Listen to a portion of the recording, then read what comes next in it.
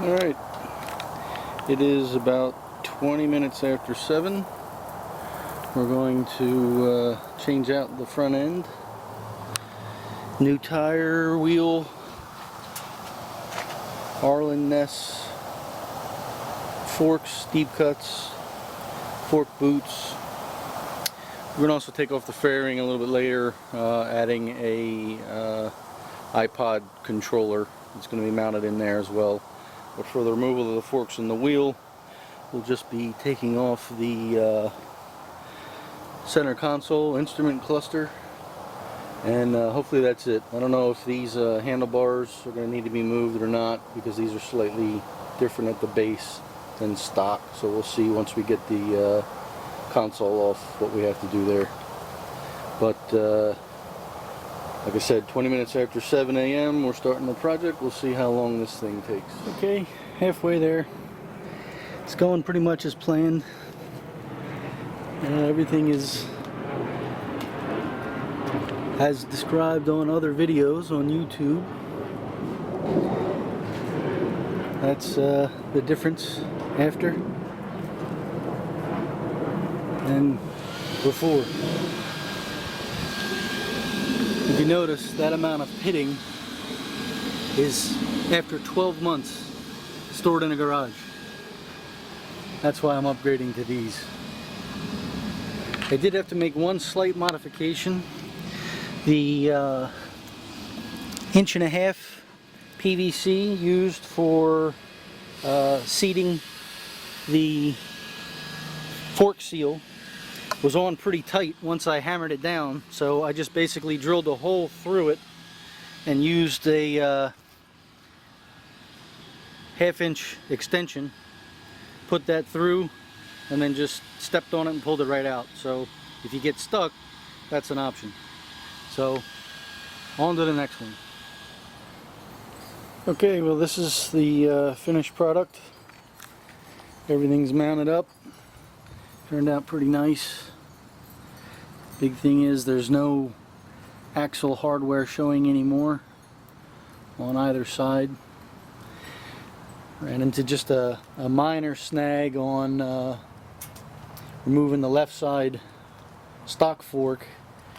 The bolt in the bottom of the fork stripped out on me, so I had to get some additional tools to remove the stripped out bolt. Other than that, it was very straightforward, no problems whatsoever. 3-hour job if you have all the tools or so, 3-4 hours tops. And I'm really liking the way it turned out.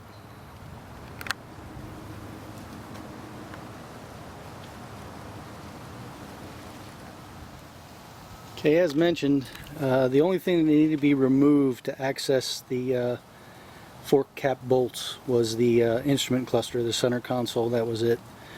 With this out of the way and all this other plastic, it's easy to access the bolts at the top. No need to touch the fairing whatsoever. Additionally, there were some things that I used. I also added the progressive mono tubes, and other folks had suggested using the 1.5 inch PVC to seat the fork seals. It worked very well. The only problem was it seemed to be a little bit tight when I hammered it down, so I just modified it a little bit. I drilled a hole in the top portion of it and used a 1/2 inch extension through there so I could just stand.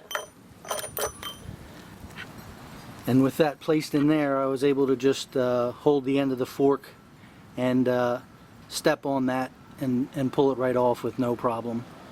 Additionally, as I mentioned, I had a little problem with the left side bolt at the bottom of the fork. It stripped out when I tried to remove it, and I did not have any sort of tool, an easy out or grabber or anything like that to get it out.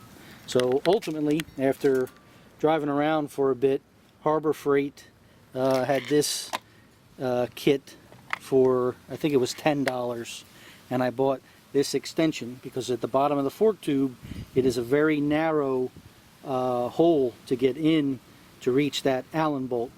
So with this extension on the number 4 extractor, it fits in there perfectly, and I used a heavy-duty hammer drill, not using the hammer portion of course, with a lot of torque and a handle, and it came right out. And that was the only hiccup I ran into.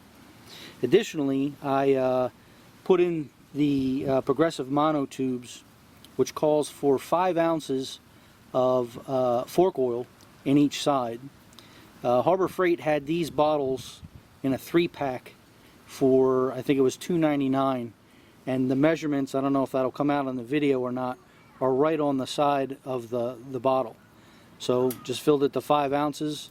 With the spray top, there's no mess at all. You can fit it right around the top of the fork slider and go all the way around to add the lube, and then of course you just kind of manipulate that shock tube to get the oil dispersed.